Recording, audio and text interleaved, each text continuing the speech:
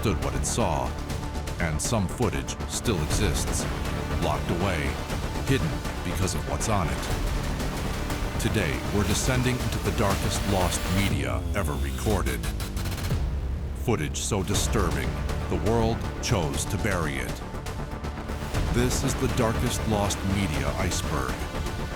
Viewers' discretion is advised.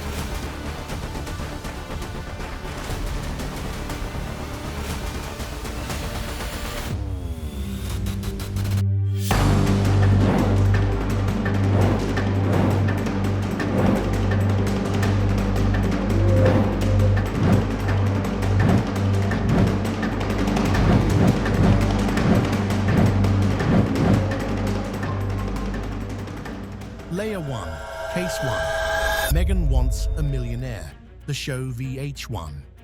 Buried overnight. It was supposed to be entertainment. Another flashy reality show, money, dating, drama. A formula that had worked for years. Cameras followed a woman named Megan Hauserman, a former model and reality TV regular, as she searched for the perfect rich husband. The show was called Megan Wants a Millionaire. It aired on VH1 in 2009, just like any other program in their wild rotation at the time. But this one didn't end the way the others did. From the outside, the show looked like every other dating series.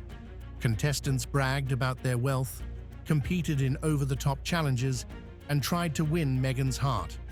But behind the scenes, no one knew that one of the men had already shown signs of something darker. His name was Ryan Jenkins. He was charming, confident, and came off as completely normal. He made it far on the show.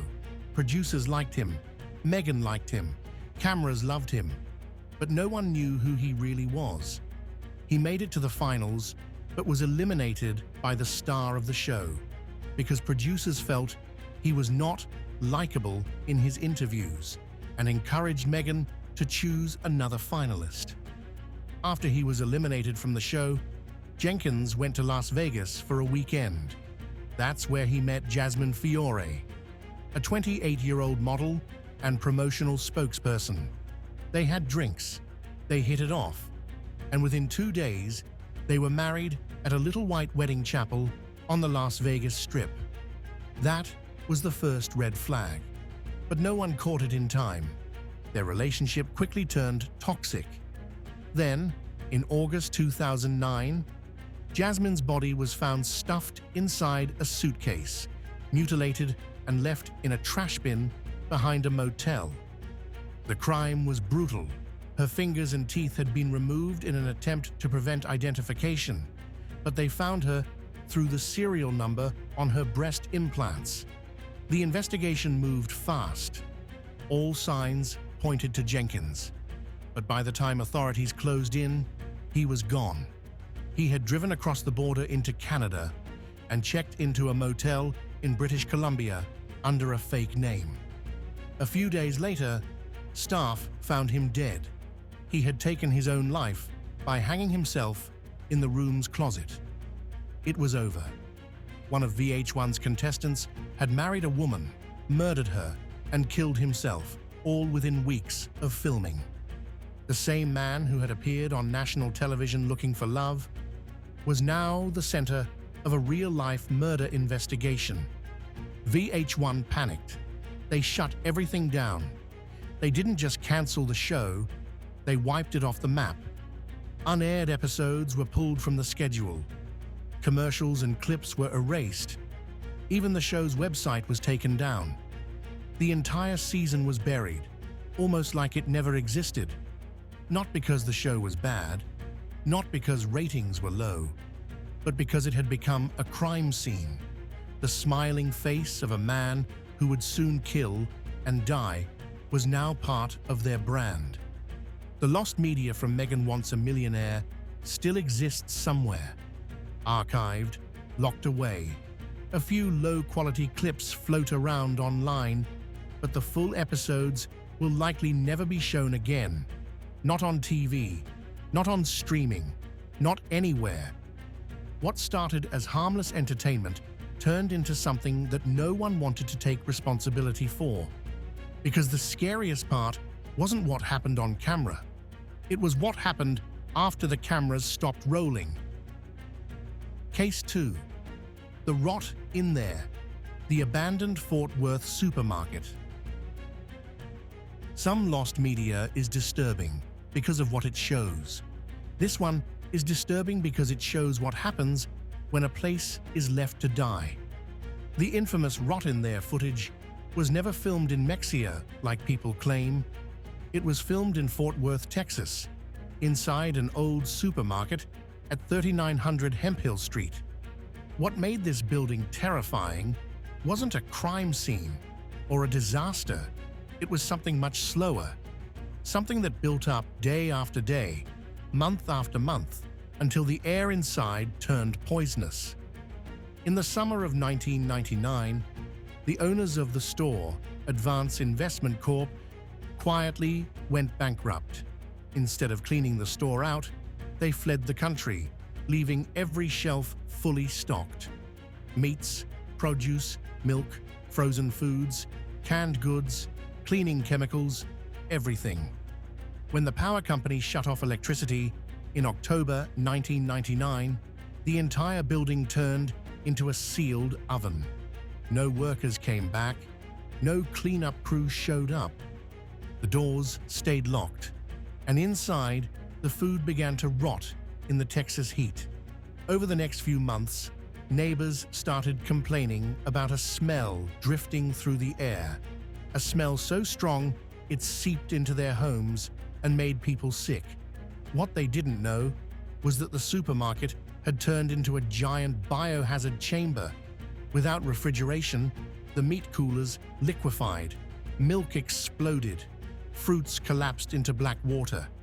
Vermin took over the aisles, the air filled with methane and hydrogen sulfide, gases strong enough to knock someone out in seconds. By the time Fort Worth Health Department officials forced entry, they had to wear full hazmat suits. They found rows of shelves sagging under the weight of rotting food, insects covering nearly every surface, and a stench so powerful that the team had to rotate every few minutes just to avoid throwing up. It took 15 days to clean the building. 15 days of scraping, shoveling, pumping, and dragging out tons of waste that had once been groceries. The footage that later appeared online, the one people called "the rot in there," was filmed years later by urban explorers who managed to slip inside. They documented the stains, the decay on the walls, the leftover marks from cleanup, and the feeling that something awful had happened there. Viewers said the video made them gag. Others said they could feel the smell just by watching it. The building's past didn't help either, because before the rot, the supermarket had another dark chapter. In 1994, when the location was still Denal's Foods, the store manager, an 18-year-old, was murdered during a robbery. The case was never solved. No suspect, no motive confirmed, no closure. Some locals still say the building has bad energy, as if everything that happened afterward was just another layer on top of an old wound. The supermarket is a Dollar General now, clean and open to the public, with no trace of what came before. But the footage of that rot, the smell, the decay, the sickness trapped inside those walls didn't last long online. Too many complaints, too much backlash, too much shame for Fort Worth. And that's why the video disappeared. Not because it was violent, but because no one wanted the world to see what was left behind. Layer 2, pulled before the public could see too much. Case 1, the lost Louis Conradt episode, a suicide NBC will never air. In 2006, Dateline NBC's To Catch a Predator was one of the most watched and most controversial shows on American television. Each episode followed a familiar script. Men who believed they were chatting online with underage teens were invited to meet them at a decoy house. Inside, they were confronted by host Chris Hansen, caught on hidden cameras, and later arrested by waiting officers. Viewers tuned in by the millions. For some, it was justice in action. For others, it felt like public shaming. But nothing in the show's history prepared them for what happened in Murphy, Texas.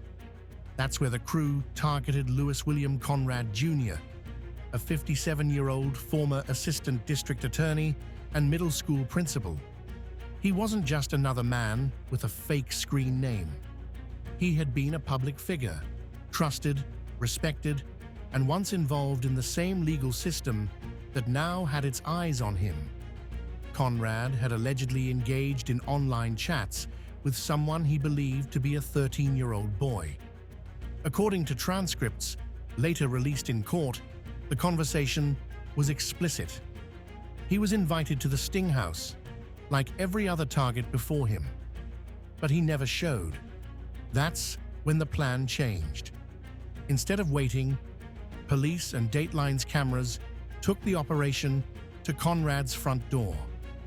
Officers obtained a search warrant and coordinated with the show's producers to document the moment he would be served. Conrad answered the door himself. He was polite. He didn't try to run. He didn't ask questions. He allowed them in without resistance. What happened next unfolded so quickly that even seasoned officers didn't know what to do. As police moved through the house to secure it, Conrad walked calmly into his bedroom, closed the door, and, before anyone could stop him, shot himself in the head with a concealed handgun. The sound echoed through the house. Officers rushed in. The camera crew stood just feet away. There was no arrest, no interview, no confession. Just silence. NBC captured the entire approach. The knock, the entry, the chaos afterward. But none of it was ever aired.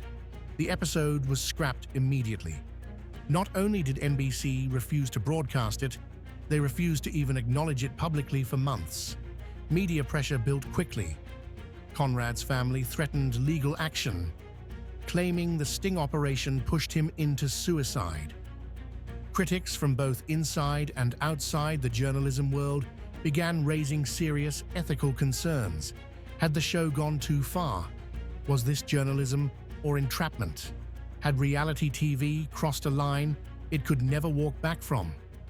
The incident became a national flashpoint.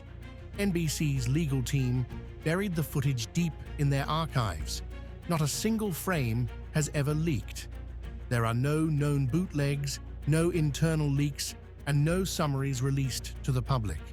The tape, by all accounts, remains locked away, sealed not by a network policy, but by what it captured. Not guilt, not a confrontation, but a man's final, irreversible decision. In the months that followed, To Catch a Predator lost steam. The show's tone had changed. Public confidence began to fade. The series was quietly cancelled not long after. And though many continued to debate the ethics of what happened in Murphy, one thing was certain: this was the moment it all shifted. Not because someone got away, but because someone died before he could speak. Some lost media disappears because of copyright. Others are buried because they're embarrassing or outdated. But this one was sealed for a reason no editor could clean up. It was too raw, too real, and too permanent. This tape didn't catch a predator. It caught a death. And no one, not NBC, not the public, not even the law, was ready for that. Case 2. Warren Jeffs LDS church footage. What the FBI still won't release. In April 2008, one of the largest child protection raids in modern U.S. history took place in El Dorado, Texas.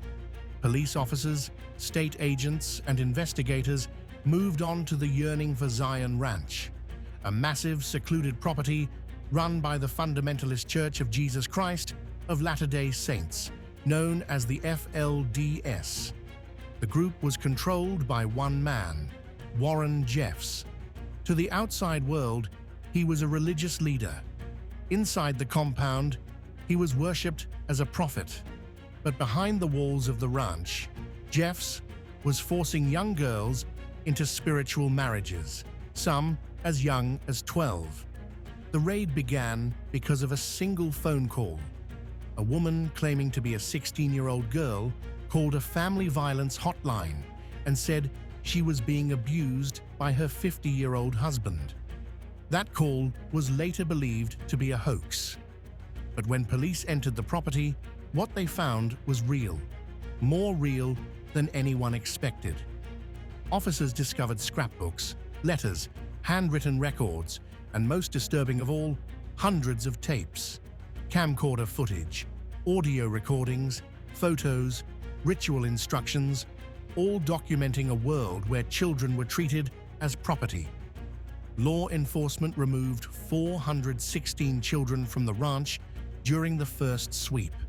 That number later climbed to 468 when it became clear that many of the wives were actually underage girls themselves. Investigators found a pregnant 15-year-old carrying Warren Jeffs' child. They found dorm-style buildings where teenage girls lived together, isolated from boys and adults who weren't chosen by Jeffs. And they found a shrine-like room where ceremonies took place, rituals Jeffs called sealings, recorded on camera with a calmness that made the footage even more disturbing. Some audio tapes were later played in court. They were monotone, chilling, and deeply dehumanizing. In one, Jeffs instructs a young girl on how to obey the priesthood with a cold, emotionless voice. Prosecutors said that many of these tapes were so disturbing that they couldn't fully describe them on the record. Court documents noted that Jeffs used these ceremonies to control the girls, to isolate them, and to convince them that what he was doing was God's work. Eventually, Warren Jeffs was convicted in 2011 on 2 counts of sexual assault against a 12-year-old and a 15-year-old girl. DNA evidence proved he fathered a child with the 15-year-old. 11 other FLDS men were also convicted on charges, including sexual assault of a child and bigamy. The sentences ranged from 7 to 75 years. The Yearning for Zion Ranch was seized by the state of Texas in 2014, with officials arguing that the property itself was used as a criminal tool, built for abuse, not worship. The church was fractured, but Jeffs still exerts control. Even now, from behind bars, he sends written revelations to his followers, who still treat his messages as divine orders. Most of the tapes taken from the ranch have never been released to the public. Officials say they are sealed to protect the victims, but former investigators admit there's another reason. Some recordings are simply too disturbing for anyone outside law enforcement to see.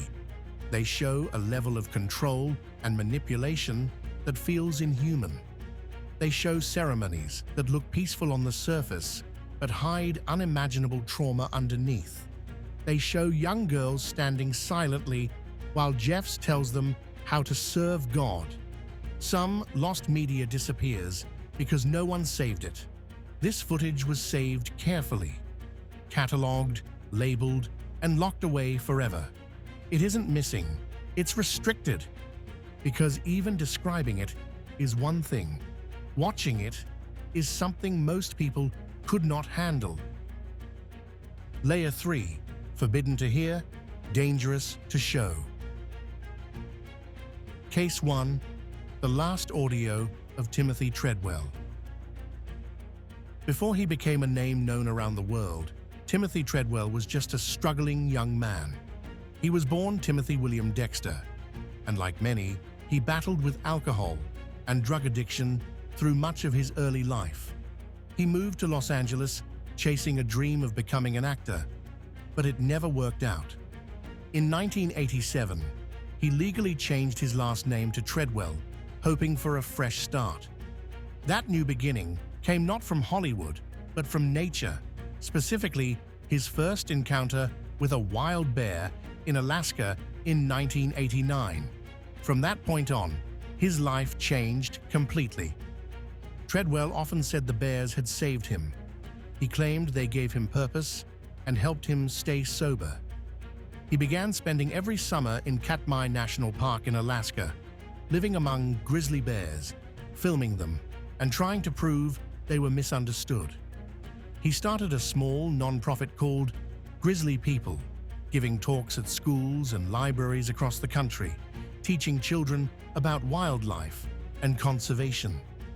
He called the bears names like Mr. Chocolate and Ms. Good Bear. He believed they trusted him and that he was one of them. But many people didn't see it that way. Treadwell often ignored basic safety rules. He refused to carry bear spray. He didn't use electric fencing. He camped too close to feeding areas.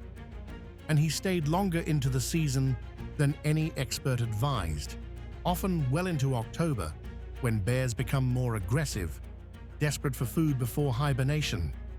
Rangers and wildlife biologists warned that he was putting himself, the bears, and anyone with him at serious risk. They said his thinking was romantic, reckless, and dangerously naive, but he kept coming back, year after year. In 2003, during his 13th season in the wild, Timothy brought his girlfriend, Amy Huguenot, with him. She was quiet and private, and friends say she was afraid of the bears, but she followed him anyway. That year, they returned to the park later than usual, staying after most other visitors had already gone. On October 5th, both of them were killed in their tent by a bear. The attack was violent and fast. It happened while Treadwell's camera was recording, but the lens cap was on. Only the audio was captured. The next day, a pilot discovered the scene. Park rangers arrived and shot the bear responsible, a 28-year-old male found with human remains and clothing fragments in its stomach.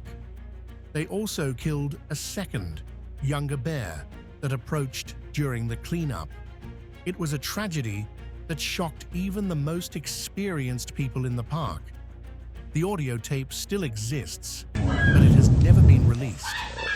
During the making of the 2005 documentary Grizzly Man, director Werner Herzog listened to the full 6-minute recording.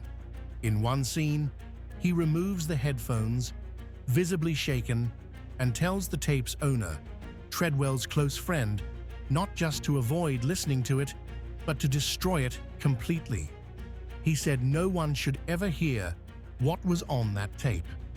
Descriptions of the audio are disturbing. Timothy is heard screaming at the bear. Amy is screaming too, begging him to play dead, begging for it to stop. The tape ends in silence. Those who've heard it say it's one of the most disturbing real-life recordings in existence. Even brief second-hand summaries have made listeners feel nauseous or emotionally overwhelmed. Unlike most lost media, this recording isn't missing. It's locked away on purpose, not for legal reasons, not for censorship, but because what it contains is something too real, too violent, and too emotionally damaging to be shared. Herzog, known for exploring human darkness, refused to include even a second of the tape in the film. Treadwell believed he had a bond with nature that no one else could understand. But in the end, that belief may have blinded him. The very animals he loved are the ones that killed him. Grizzly Man, the documentary made from his own footage, stands today as a haunting reminder that wildlife does not love us back, no matter how much we want it to. And the tape, the only real-time audio of a man being killed by a bear, is one of the most forbidden recordings in existence. You'll never hear it, but knowing it exists is enough. Case 2. Beslan School Siege, 2004. September 1st, 2004. More than 1,100 people, mostly children and parents, gathered inside School Number 1 in Beslan, Russia. It was the first day of school, a tradition across the region. Flowers were handed to teachers. Photos were taken.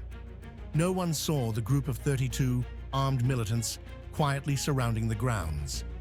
They didn't fire a single shot. At first, they waited until the gates closed. Then, the horror began. Within minutes, over 1,000 hostages were forced into the school gymnasium. Children, mothers, teachers. Explosives were rigged to the basketball goals. Triggers were connected to dead man switches.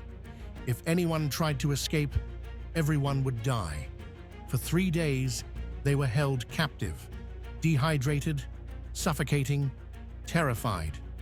Many of the children were stripped naked in the heat, and the whole time, someone was recording. The militants brought cameras. Some reports say it was a Sony camcorder. Others say there were multiple devices. They filmed the layout, the explosives, the children. Hostages later recalled being told to smile and stay quiet. Survivors testified that lights were set up in the gym, pointed toward the crowd, either for intimidation or to light the scene for filming.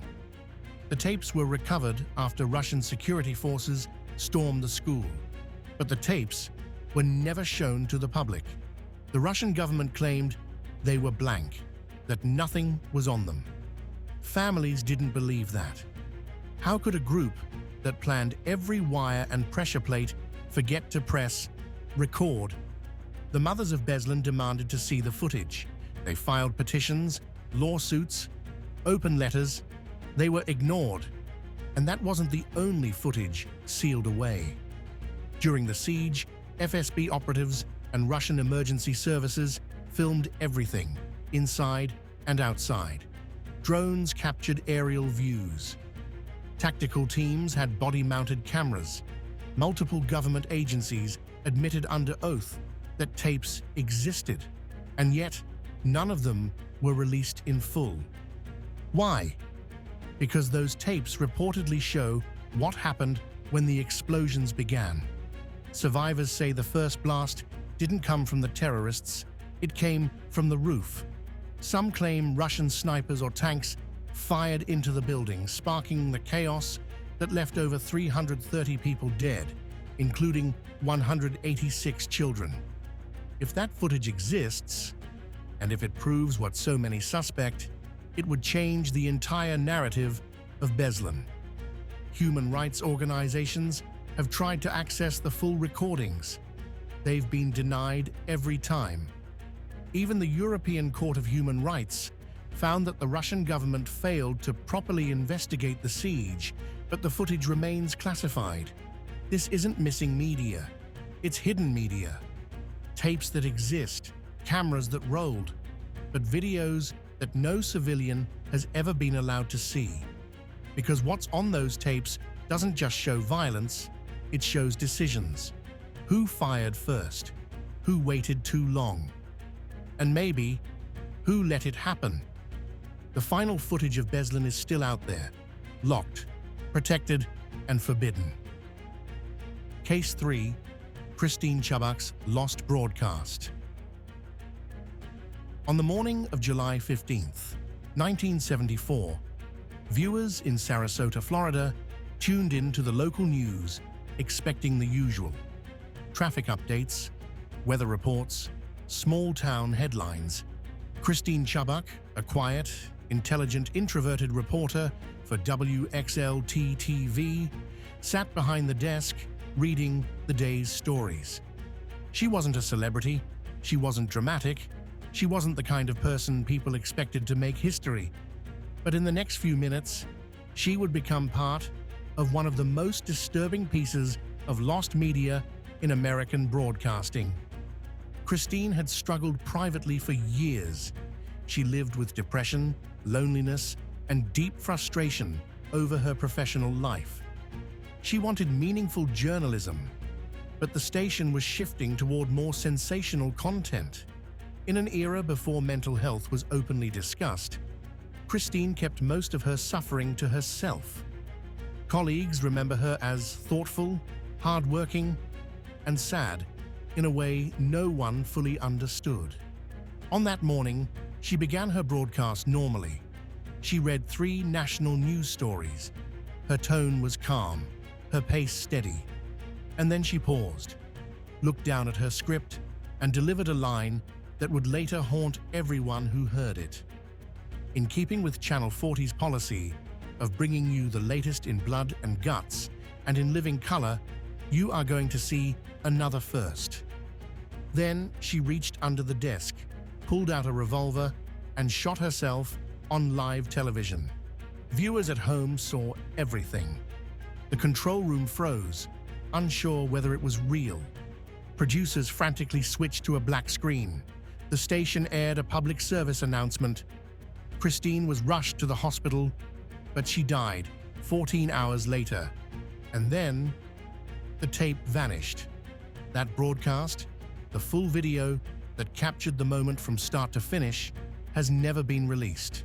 Not once. Not in documentaries, not in news coverage, not even in leaked form.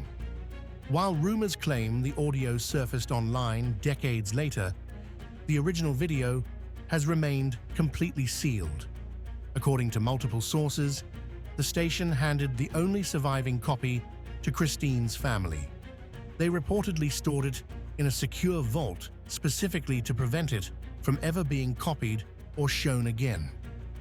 WXLT never rebroadcast the segment.